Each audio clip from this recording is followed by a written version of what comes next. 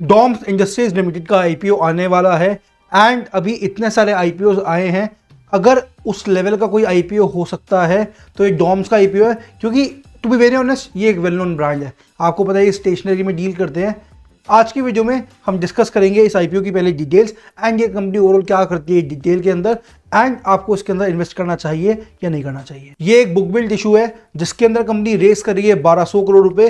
अब company fresh issue के through race कर रही है 350 करोड़ रुपए एंड ऑफर फॉर सेल के थ्रू रेस कर रही है 850 करोड़ रुपए। आईपीओ ओपन होगा 13 दिसंबर को, क्लोज होगा 15 दिसंबर को, शेयर्स अलॉट होंगे 18 दिसंबर को एंड शेयर लिस्ट होगा मार्केट के अंदर 20 दिसंबर को। आईपीओ का प्राइस बेंच 750 रुपीज से लेकर 790 रुपीज पर शेयर तक का है। एक लॉट के अंदर 18 शेयर्स है एंड आपकी मिनिमम इन्वेस्टमेंट होगी 14,220 रुपीज की। ये तो हो गई आईपीओ की डिटेल्स। अब मेन बात करते हैं कि कंपनी करती क्या है। कंपनी इनकॉर्पोरेट हुई थी 2006 के अंदर एंड इनका मेन बिजनेस है स्टेशनरी और आर्ट प्रोडक्ट्स बनाना, एज सिंपल एज दैट। आपने अपने लिए या अपने बच्चों के लिए कभी ना कभी इनके प्रोडक्ट्स खरीदे ही होंगे, पेंसिल, शार्पनर वगैरह बहुत सारी चीजें हैं। एंड अब इनका मेन काम जो है दैट इज इनका एक ब्रांड है डॉम्स, जिसके अंदर ये इन प्रोडक्ट्स को डिजाइन भी करते हैं, डेवलप भी करते हैं, मैन्युफैक्चर भी करते हैं, बेचते भी हैं and Doms is their main brand. 31 March 2023 तक की बात करें तो कंपनी की प्रेजेंस 40 कंट्रीज के अंदर है एंड ओवरऑल इनका मार्केट शेयर 30% प्लस है। 30% मार्केट शेयर होना बहुत बड़ी बात होती है। मतलब एक टाइम पे मारुति सुजुकी का शेयर 52% था एंड आपको पता है वो हर दूसरी गाड़ी वही थी, तो 52% अगर मारुति था उसके मुकाबले अगर डॉम्स का 30% मार्केट शेयर है तो that is a very big thing. अब वैसे आपको पता ही है, लेकिन फिर भी मैं आपको बता देता हूँ कि कंपनी के मेन प्रोडक्ट कैटेगरीज क्या क्या है। एक कंपनी डील करती है जो स्कूल की स्टेशनरी होती है उसके अंदर, फिर स्कूल के जो आर्ट मटेरियल्स होते हैं उसके अंदर, फिर पेपर स्टेशनरी हो गई, बहुत सारे इनके किट्स और कॉम्बोज हैं, ऑफिस सप्लाईज है, हॉबी एंड क्राफ्ट की इनकी बहुत सारी चीज़ें हैं, फाइन आर्ट के इनके प्रोडक्ट्स हैं।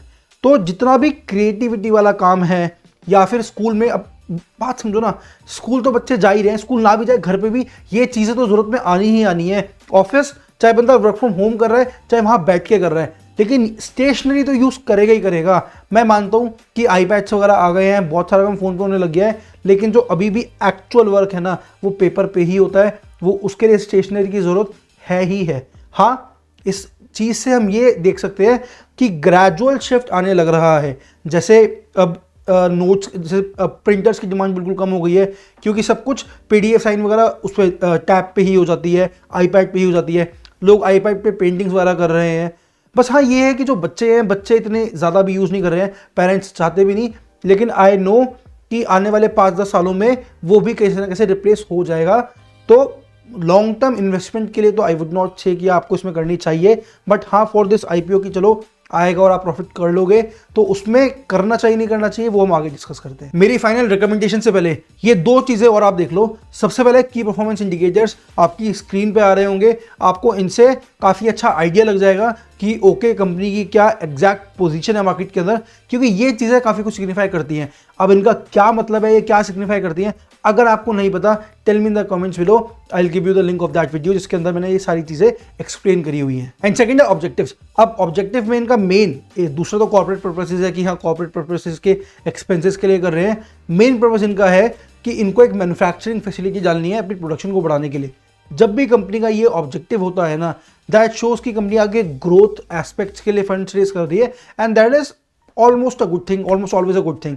तो ये चीज़ एक अच्छी है, क्योंकि मैं बोल रहा हूँ कि जो ये ट्रांजिशन आएगा ना कि कंप्लीटली डिजिटल हो जाएगा, वो उसके लिए भी है 10 साल, लेकिन 10 साल एक बहुत बड़ा टाइम होता है। एंड क्या पता डॉम्स कुछ ऐसा कर जाए कि वो डिजिटल के अंदर भी शिफ्ट मार जाए, क्योंकि अगर उनको दिखेगा कि 30% ये लीडर्स हैं, 30% मार्केट शेयर होगा, तो ये कुछ ना कुछ ऐसा करेंगे।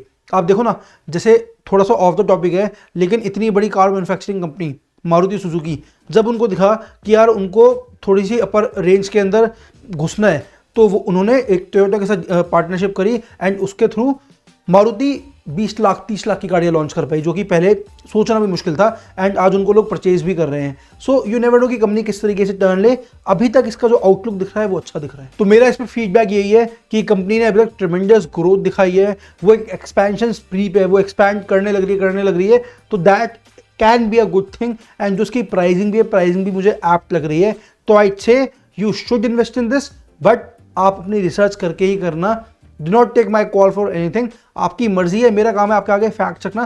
फैक्ट एंड फिगर सब कुछ मैंने आपको बता दी क्या हो सकता है ये मैंने आपको बता दिया, बाकी आपका अपना माइंडसेट है, आपकी अपनी रिसर्च है, आप देखो करना ही नहीं करना।